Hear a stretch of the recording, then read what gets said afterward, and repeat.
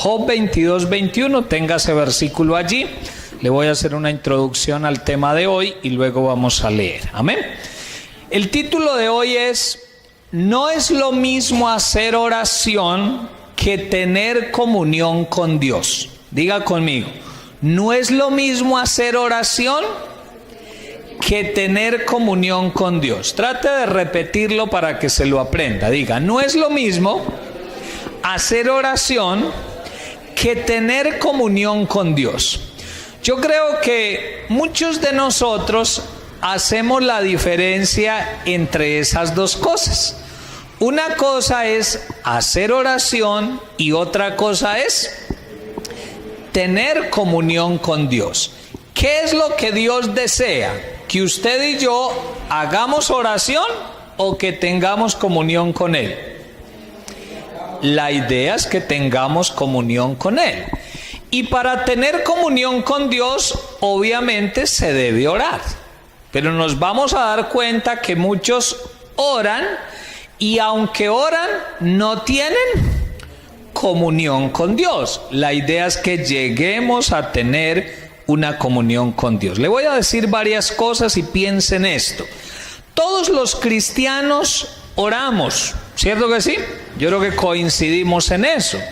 Todo verdadero cristiano ora, sea que ore poquito o mucho, sea que ore con despacio o a la carrera, sea que ore con reverencia o sin reverencia, sea que ore con eficacia o sin ella, pero todos oramos. Todo buen cristiano, todo verdadero cristiano ora. ¿Cuántos coincidimos en eso?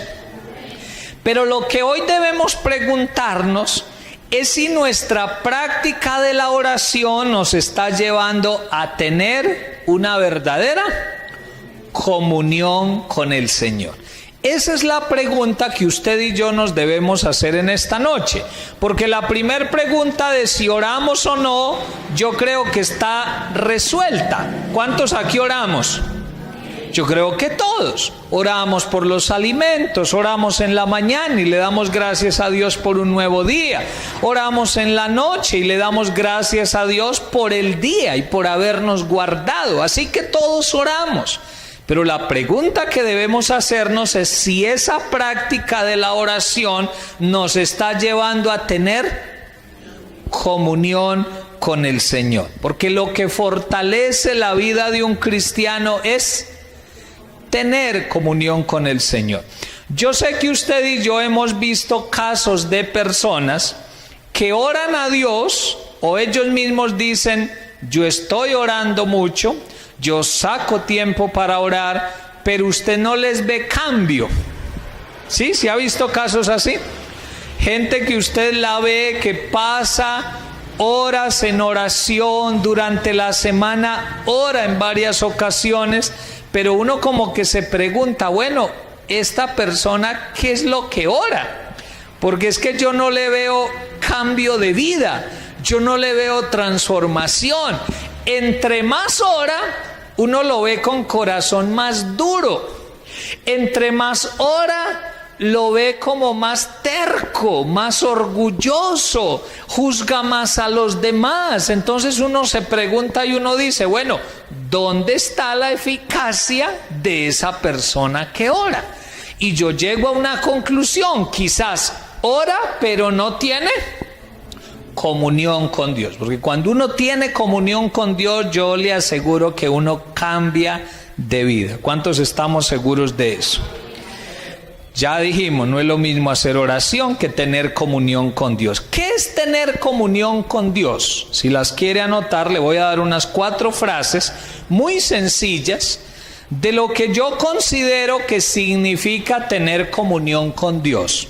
Primero, lograr una relación estrecha con Él. Primero, tener comunión con Dios es lograr una relación, ¿cómo? Estrecha con Él. O sea, si usted siente que su Dios, que es el mismo mío, obviamente, si usted siente que Dios es distante, es lejano a su vida, si usted no tiene una relación estrecha con Él, yo puedo decir claramente que usted no tiene comunión con Dios. Porque cuando uno tiene comunión con Dios, uno ¿cómo siente a Dios? Como una persona cercana. ¿Cuánto lo sentimos como alguien muy cercano?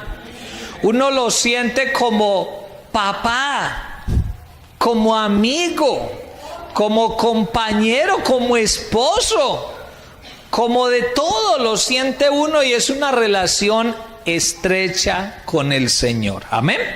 Lo que estoy diciendo no es con el propósito de juzgarle, sino que usted pueda reflexionar, y si hay algo en lo que deba mejorar en esa área, pues hoy pueda tomar decisiones y pueda empezar a mejorar. En segundo lugar, tener comunión con Dios es tener intimidad que me lleve a conocerle. Repito, en segundo lugar, es tener intimidad que me lleve a ¿qué? A conocerle. O sea, si tengo una relación cercana y estrecha con Él, puedo decir que tengo intimidad, y solo en esa intimidad es que uno conoce a alguien. ¿Cierto que sí? El ejemplo eterno que le voy a colocar es el ejemplo de las relaciones familiares. Cuando usted se conoció, mujer, por ejemplo, con su esposo, con el que ahora es su esposo, cuando usted le conoció y le vio la primera vez que no era su esposo todavía, estoy seguro que no le conocía como le conoce ahora. Ahora le conoce más.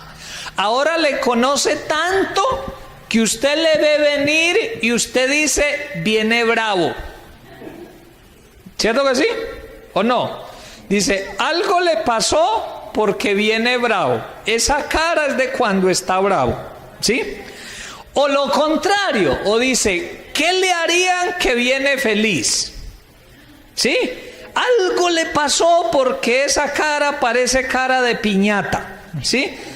¿Por qué puede decir eso? Porque ahora le conoce más. ¿Y de dónde ha salido ese conocimiento?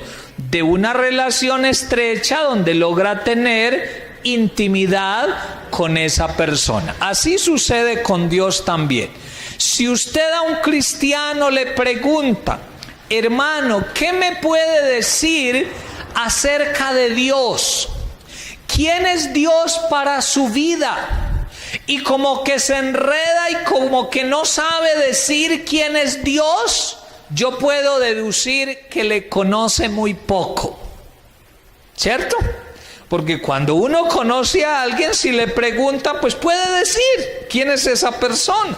Si el cristiano todavía se enreda, ay, ¿quién es Dios? Pues a ver, él vive allá y señala, él vive en el cielo, pero no sabe qué decir acerca de Dios. Yo puedo deducir que conoce muy poco al Señor. Tiene poca intimidad con el Señor. En tercer lugar, tener comunión con Dios es entrar en amistad con Dios. Tercero, entrar en amistad con Dios. ¿A cuántos nos gusta tener amigos? ¿Y por qué nos gusta tener amigos? Porque uno tiene con quien hablar, porque si necesita desahogarse de sus penas, de sus cosas, o simplemente contarle a alguien, pues ¿a quién llama? A los amigos. Si se siente solo, busca compañía en los amigos, pues déjeme decirle que eso lo encuentro primeramente ¿en quién? En Dios. Si yo puedo decir que Dios es el lugar de mi desahogo, que cuando me siento solo, al primero que busco es a Dios, porque Él es mi mejor compañía, que puedo dormir solo en cualquier parte, porque no me voy a sentir solo en realidad, porque tengo al Señor. Sí, yo conozco gente que vive en casas grandísimas y otros dirían, ay, qué miedo dormir allá. Ese poco de piezas, esos corredores, no, esa casa tan larga, se levanta uno al baño y mira para allá y eso largototote. No, pues déjeme decirle que cuando uno tiene a Dios como amigo, uno puede dormir tranquilo en cualquier parte, porque tiene a Dios como amigo. Y es precisamente aquí donde encaja el primer versículo de esta noche, el que le dije que buscara, Job 22:21. Mire lo que dice: vuelve ahora, ¿en qué? En amistad con él y tendrás paz, y por ello te vendrá el bien. El versículo simplemente hace una invitación, y la invitación es a que volvamos ¿en qué? En amistad con el Señor. Que si estamos distanciados de Él, que si nuestra relación con Él no es estrecha, volvamos en amistad con el Señor. Y después que hace la invitación aparecen dos bendiciones muy hermosas. Dice que si vuelvo en amistad con Él, ¿qué me va a venir? Primero, paz. ¿Cuántos aquí necesitamos paz? ¿Cuántos queremos paz? ¿Y cuántos sabemos que la paz se encuentra pero en Dios? Ahí está, Dios promete paz si somos sus amigos, si tenemos amistad con el Señor. Y la otra bendición está al final del versículo. ¿Qué nos va a venir? El bien. O sea, Dios nos va a prosperar, va a venir bienestar, van a venir beneficios en todos los aspectos de nuestra vida como resultado de haber vuelto en amistad con el Señor. ¿Cuántos asumimos ese reto? De volver en amistad con Él y mantener esa amistad. Y en cuarto lugar, porque estoy definiendo lo que es tener comunión con Dios, entonces cuarto lugar es hablarle y escuchar su voz. Anótelo así si es tan amable. En cuarto lugar, tener comunión con Dios es hablarle y ¿qué más? Y escuchar su voz. ¿Cómo le explico esto? De una manera muy sencilla. Cuando usted le pregunta a un niño cristiano, porque eso se sabe desde niño, mijito o bebé o como le diga, ¿qué es orar? ¿Él qué responde? Hablar con Dios. Esa es la frase que nos enseñan desde muy niños en la casa y también en la escuela dominical. Orar es hablar con Dios. Y eso no es incorrecto, eso es correcto. Pero no se nos puede olvidar que el hablar con Dios es un diálogo. Y si es un diálogo, es una comunicación ¿de cuántas vías? De dos. Porque si yo digo que hablar con Dios es ir a decirle media hora mis quejas y mis penurias, Señor, mira, me pasa esto, y Dios quiere hablar y uno, Señor, pero es que espere que tengo muchas cargas. Le sigo diciendo y saca hasta la hoja porque se le olvidan de tantas que son. Y Dios quiere hablar, pero le sigue contando a Dios. Pues yo creo que ahí no hay diálogo. Ahí fue a darle una conferencia a Dios. Y Dios allá, pues bueno, cuando termine de hablar y me deje, pues yo le digo algo. Yo le digo que soy su fortaleza, que estoy para ayudarlo, pero cállese un ratico. Pero generalmente hablamos a Dios, pero no permitimos que Dios nos hable a nosotros. Entonces, no está mal esa definición que le damos a la palabra oración. ¿Qué es orar? Hablar con Dios, pero hay que entenderlo correctamente. Es un diálogo, es una comunicación de dos vías.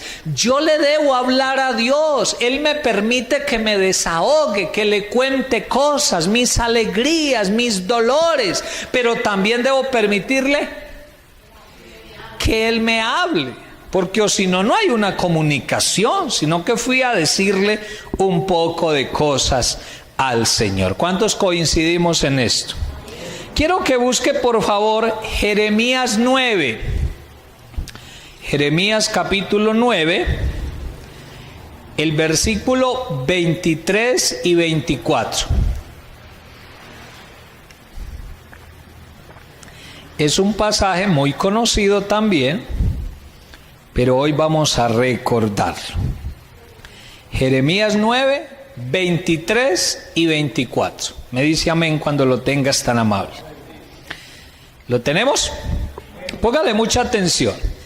Así dijo Jehová: no se alabe el sabio en qué, en su sabiduría, perdón. No se alabe el sabio en su sabiduría, ni en su valentía se alabe el valiente, ni el rico se alabe en qué, en sus riquezas. Verso 24.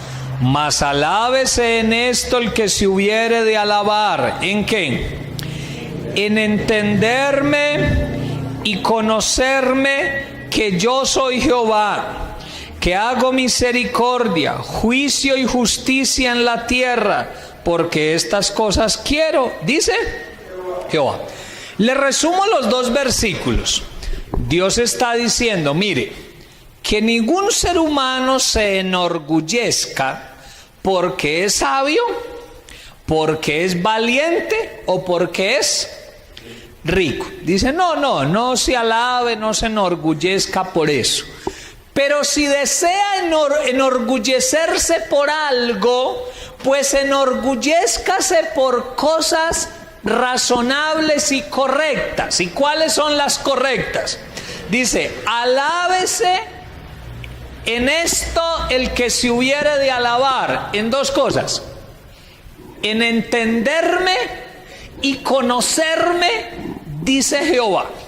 Mire, yo muchas veces he leído este versículo, desde muy niño me lo aprendí, pero cuando Dios lo trajo a mi memoria para compartirlo en este mensaje, yo decía, bueno Señor, ¿qué significa el versículo? Entonces Dios me trajo a memoria esta idea. Cuando Él dice que lo debemos entender, uno podría tomarlo de dos maneras. Cuando una persona me dice, no hablemos de Dios, un momento hablemos de seres humanos. Cuando un ser humano me dice, ay, por favor, entiéndame, ¿qué me está queriendo decir?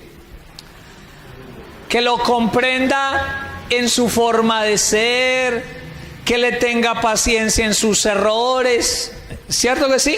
Cuando uno como ser humano dice, mire, entiéndame, por favor, es como que me tengan paciencia, que me comprendan, que espere que yo cambie. ¿Será que ese significado tiene que ver con Dios? Obviamente que no. Dios no necesita decirme que lo entienda en su personalidad y que yo como ser humano diga, ay, sí, es que Dios es tan complicado que hay que entenderlo. Ay, tengámosle paciencia a Dios, porque no, Dios como es, con las que sale, entendámoslo. ¿Será que se refiere a eso? No, obviamente que no. Cuando dice entiéndame, yo opino que se refiere a que está diciendo entiéndame mis mensajes, entiéndame lo que yo le digo, interprete correctamente mi voz, los mensajes que yo te traigo a ti como hijo mío, por favor, entiéndame. Así como un padre le da mensajes a su hijo, no solo con palabras, ¿cierto que no? Hay papás que hablan a sus hijos con una mirada. Y el hijo entiende, no le tiene que decir, sino que con una mirada el hijo comprende qué le está queriendo decir. Cuando le hace señas y le dice, él entiende, no le tiene que decir palabras. Pues la idea también es que como hijos de Dios conozcamos tanto a Dios que cuando Él nos hable, no solo con palabras, sino a través de circunstancias, a través de otras personas, cuando nos habla a través de los fenómenos naturales, nosotros podamos entender el mensaje que Dios nos está dando. ¿Cuántos le entendemos siempre a Dios? Yo creo que ninguno podemos decir que siempre le entendemos. ¿Cuántos estamos tratando por volvernos personas que entendamos el mensaje de Dios? Pues esa es la idea, porque eso es lo que sostiene nuestra vida espiritual.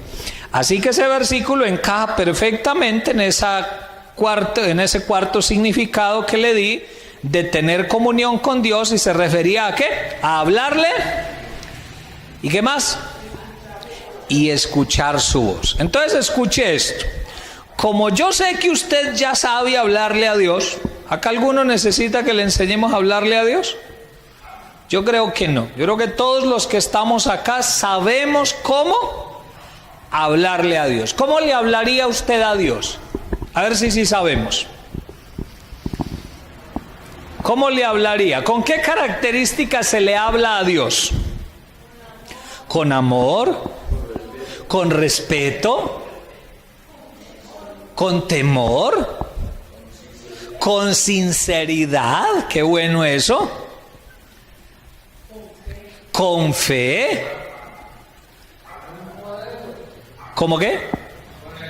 Con el modelo que aparece en la Biblia, por ejemplo en Mateo 6, de cómo hacer oración. Eso es bueno.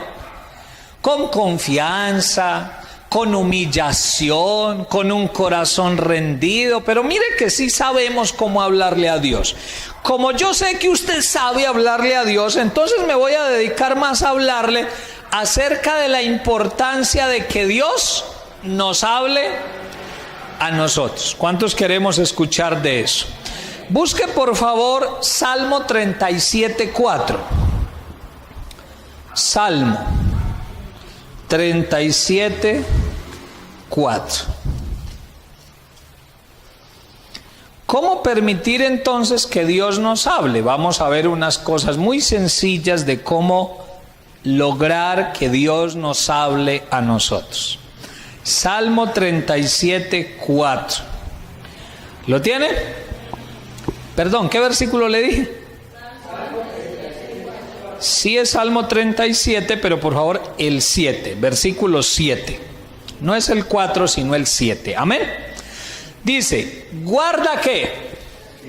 Silencio ante Jehová. ¿Y qué? Y espera en él. Luego dice, no te alteres con motivo del que prospera en su camino, por el hombre que hace maldades. Pero me interesan las primeras dos frases. Guarda silencio ante el Señor. ¿Y qué? Y espera en él. Si yo deseo que Dios hable a mi vida cuando estoy en mi tiempo de oración, ¿qué tengo que hacer según ese versículo? Esperar, y antes de esperar, guardar silencio. En otras palabras, callar. Mire, yo digo siempre esto con mucho respeto. Menos mal que Dios es un caballero, el ser más respetuoso. Pero si uno fuera Dios, vuelvo y digo, esto lo menciono con respeto, si uno fuera Dios y viene un mundo de gente a orar como usted y yo acostumbramos orar, yo a más de uno le diría, oiga, cállese hombre, deje hablar, deje de echar tanta carreta y espere que yo tengo un mensaje para su vida. ¿Me comprende lo que quiero decir? ¿Coincide conmigo en eso? O sea, póngase respetuosamente al revés. Imagínese que viene gente a orarle a usted y que ellos oran como usted acostumbra a orar. ¿Usted qué le diría? ¿Le gustaría esa forma de orar? Yo creo que a veces no. Yo creo que uno diría, venga, cállese por favor un ratico. Yo sé que tiene mucho que decirme, yo sé que tiene muchas peticiones, yo sé que tiene como 4 hojas llenas de peticiones, pero cállese un ratico, yo le voy dando un mensaje, yo quiero hablarte, yo quiero traer unas palabras a tu vida. O sea que coincidimos en que si Dios nos va a hablar, tenemos que callar ante el Señor. Y ese pedacito no siempre es fácil.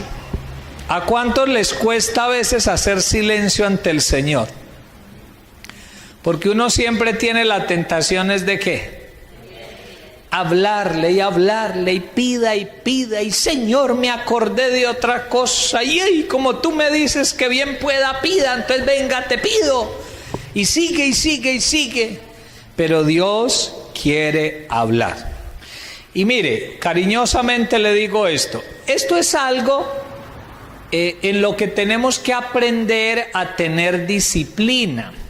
Al principio no es fácil. Cuando uno toma la decisión de tener una relación estrecha con Dios, puede que usted haga silencio y a usted le parezca que Dios no le habla.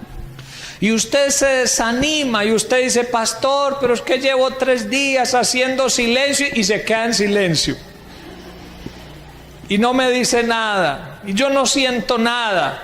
Pues hay que continuar en esa disciplina, porque ahí dice, guarda silencio ante Jehová, y no lo deja así. Pone el otro pedacito, dice, espera en él. Espere.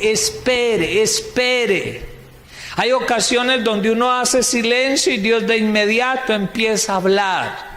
Y hay ocasiones donde se debe esperar, pero Dios ha prometido hablar y de seguro lo hará. Y nos traerá un mensaje a cada uno de nosotros. Amén. Recuerde este caso que aparece en la Biblia, no lo voy a buscar, por allá en primer libro de Reyes, cuando dice que el profeta Elías huyó de la mujer Jezabel. ¿Y dónde se escondió? En una cueva. ¿Eso era lo que Dios le había mandado? No, él estaba actuando bajo su voluntad. Los problemas lo abrumaron y fue y se metió en una cueva. Y dice la palabra que vino como un terremoto. ¿Cuánto lo hemos leído? Pasó un terremoto, pero aclara la Biblia. ¿Qué es lo que aclara? Dice, un terremoto, pero Dios no estaba en el terremoto. Dice, pasó como un fuego, pero ¿qué? Dios no estaba en el fuego. Varias experiencias fuertes, sobrenaturales, pero aclara que Dios no estaba allí, lo que significa Dios nos estaba manifestando a través de eso. Pero luego dice, pero vino un silbo apacible y delicado. Así lo dice literalmente como se lo estoy contando. Dice, vino un silbo apacible y delicado. Y cuando vino ese silbo, entonces el profeta recibe ahora sí la voz de Dios. Y la voz de Dios le dice, ¿qué haces ahí, Elías? Por favor, sal de la cueva. Y viene el mensaje de Dios, las palabras de Dios a su vida. ¿Por qué le pongo ese ejemplo? Porque hay cristianos que oran y dicen, por ejemplo, dice, pastor, hoy oré 1 hora y no sucedió nada. Entonces uno pregunta, ¿cómo así que no sucedió nada? Sí, pastor, yo quería que temblara y no tembló. Yo quería que pasara un fuego que quemara las cortinas del cuarto y no pasó ese fuego. Pastor, yo quería que una fuerza del Espíritu me levantara y me volviera a tirar al piso. Y resulta que nada de eso ocurrió. Pastor, solo me pasó que mientras estaba orando, un pajarito hermoso se paró ahí en la ventana y eso cantó un rato. Pues ese cristiano no entendió que el mensaje de Dios venía en el pajarito. ¿Sí comprende lo que le quiero decir? O sea, a veces el mensaje de Dios no llega como nosotros lo esperamos. No viene en el empaque en que nosotros lo esperamos. Uno a veces cree que experiencia con Dios es que me levanten del piso y me vuelvan a tirar. Yo no dudo que Dios lo pueda hacer. Yo estoy seguro que Dios lo puede hacer. pero estoy seguro que no lo hace siempre. Amén. Que Dios puede hacer venir un terremoto, ¿puede o no puede? Claro, pero yo estoy seguro que no en todos los casos manda un terremoto. ¿Que puede hacer venir un fuego? Claro que sí, pero ¿siempre manda un fuego? No, Él no repite procesos. Dios hace cosas nuevas. Lo que le quiero decir es que lo importante es que uno cumpla su parte de callar, de hacer silencio ante Él y esperar, y Dios tendrá multitud de formas de traer un mensaje a mi vida. Amén. Yo le he contado y se me vino a la mente lo del pajarito. Algunos conocen esta historia, porque ustedes saben, yo le he contado que cuando mi suegra estaba en ese proceso de enfermedad, un día pasó una experiencia similar a lo que le estoy contando.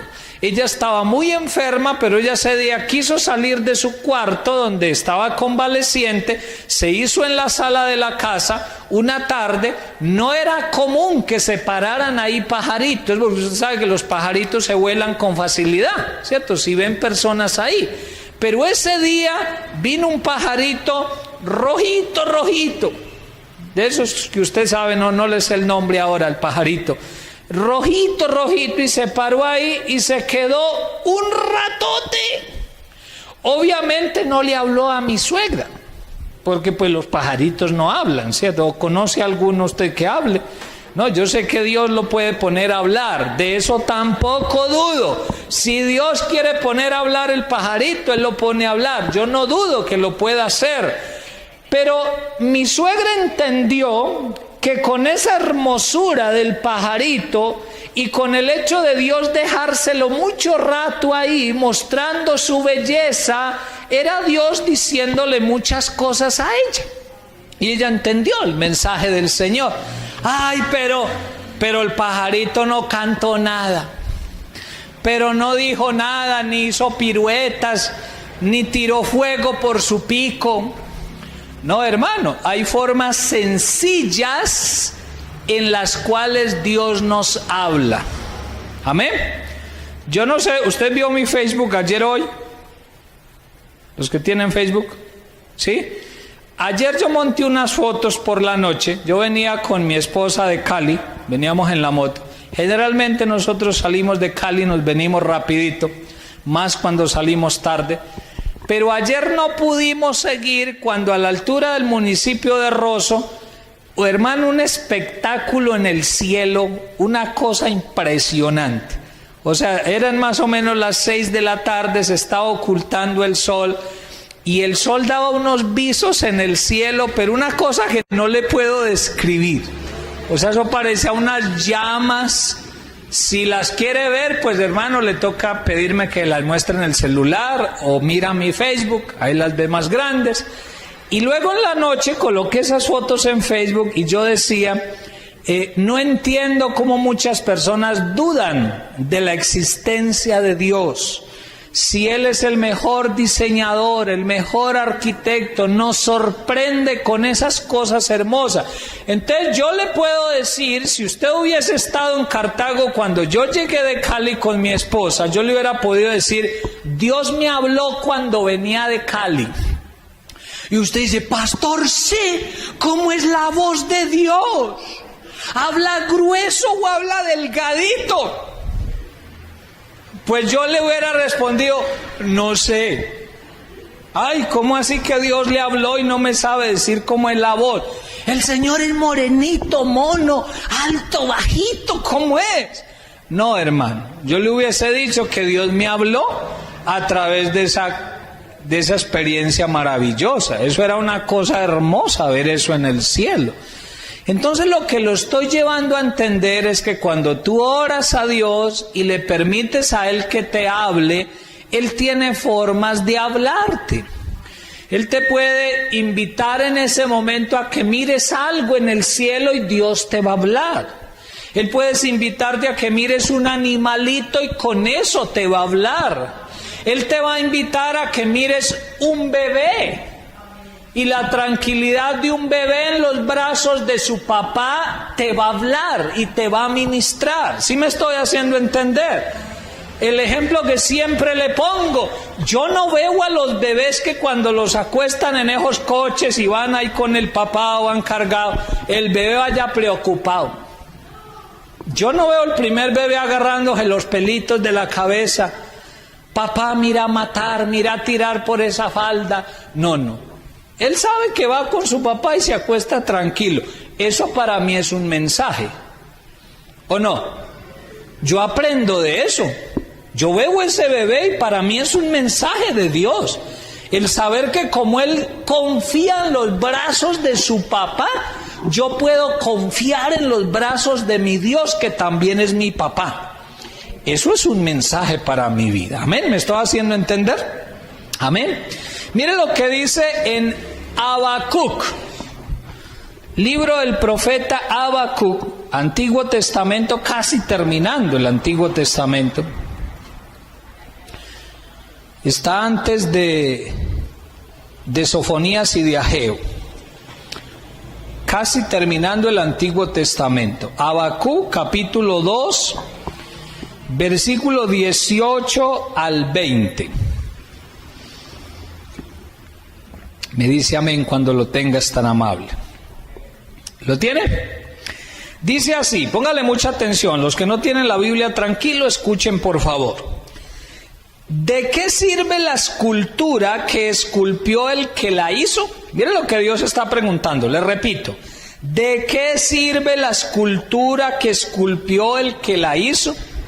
La estatua de fundición que enseña mentira, para que haciendo imágenes imágenes mudas, confíe el hacedor en su obra. Ay del que dice al palo, despiértate, y a la piedra muda, levántate. ¿Podrá él enseñar? O sea, ¿podrá el palo enseñar? He aquí está cubierto de oro y plata, y no hay espíritu dentro de él. Mas Jehová está en su santo templo. ¿Qué debo hacer? Calle delante de él toda la tierra. ¿Por qué Dios primero hace una pregunta y dice, venga, hijitos míos, ¿de qué sirve esa imagen? ¿De qué sirve esa escultura hecha de palo, bien labrada? ¿Qué le echan encima?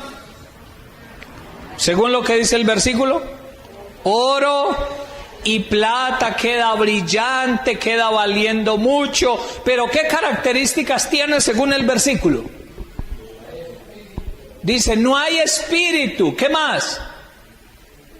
Es muda, no puede enseñar, no puede decir nada. Esa es la diferencia de los ídolos. Por bonitos que sean externamente, no pueden hablar, no puedan comunicar nada.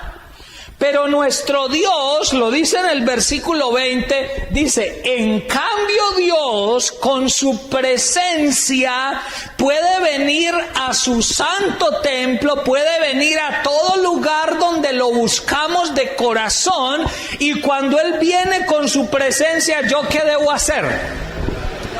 Callar delante de Él. ¿Y para qué callo? ¿Por miedo? ¡Ay, llegó Dios! ¿Dónde me escondo? ¿Es por eso? No, es callar por respeto y reverencia para escuchar su mensaje, su voz. Así que una vez más me está recordando que debo hacer silencio para que Él pueda hablarme. ¿Me estoy haciendo entender? Termino diciéndole lo siguiente. Hágase esta pregunta a los que están anotando. ¿Qué nos puede hablar Dios? Y le voy a responder con 6 frases. ¿Qué nos puede hablar Dios? O sea, cuando usted hace silencio y yo hago silencio, ¿qué nos puede hablar Dios ahí? Le voy a decir 6 cosas rápidamente. Primero, una palabra que conforta. ¿A cuántos nos ha confortado Dios con una palabra? ¿A cuántos nos ha alentado? Nos ha fortalecido cuando nos sentimos débiles. Esa es la primera opción. Segundo, una palabra que dirige. Una palabra que dirige. ¿A cuántos nos ha dado dirección Dios con una palabra? Que uno no sabe qué hacer, que uno dice, oiga, aquí sí estoy enredado, aquí no sé qué hacer, no sé por dónde meterme. Y uno ora y le permite a Dios que le hable y Él lo dirige. Y después de que uno escucha la voz de Dios, uno dice, pero ¿por qué no había caído en cuenta? Era esto lo que tengo que hacer. Pero fue Dios el que me dirigió ¿con qué?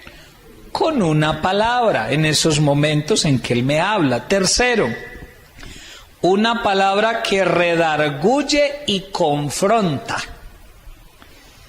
Una palabra que redarguye y confronta. ¿Se acuerda qué significa redarguir? ¿Qué es redarguir? Exacto. Hacer consciente a alguien o señalarle lo que está haciendo mal. Hacerle consciente de un error a otra persona. ¿A cuántos Dios nos ha redarguido? Que uno está orando y permite que Dios le hable y uno cae en cuenta y uno dice, ay sí, ahí estoy equivocado. Ahí estoy haciendo mal las cosas. Hoy le ponía en la tarde un ejemplo a una hermana mientras le visitábamos. A veces, usted ya sabe, mi esposa y yo somos sus pastores, pero somos seres humanos. Cuando no nos ponemos de acuerdo en algo, la solución que nosotros siempre adoptamos es buscar a Dios. O sea, cuando no podemos ponernos de acuerdo ella y yo humanamente, ¿a quién buscamos? Al mejor tercero, ¿que es quién? Es Dios. Y yo a veces aquí no me pongo de acuerdo con ella, pero voy y oro y Dios me dice, tú eres el equivocado. Dale la razón a ella porque tú eres el equivocado. Y tengo que ir y decirle, ay, ese amorcito, discúlpame, tú tienes la razón. Otras veces ocurre al revés. ¿Quién es el que hace consciente de eso? Dios cuando nos habla, cuando nos trae una palabra que nos redarguye y ¿nos qué? Nos confronta, porque hay palabras de Dios que confrontan también. ¿Y cuántos necesitamos esa palabra? Que nos redarguye y nos confronte. Si Él no lo hiciera, no vamos a mejorar, pero Él quiere que mejoremos. Cuarto, una palabra que recuerda. Ya le explico, una palabra que recuerda. ¿Cómo así que una palabra que recuerda? Mire, se lo ilustro de la siguiente manera. Durante la vida cristiana, yo no sé cuántos años lleve usted, pero la mayoría de los que estamos aquí llevamos años en la vida cristiana. Durante esos años uno va guardando palabras en el corazón. ¿Cierto que sí? Usted va recogiendo esas palabras de predicaciones, de la radio, de internet, lo que lee en un libro, lo que le aconseja. ¿Dónde lo va llevando? Al depósito de su corazón.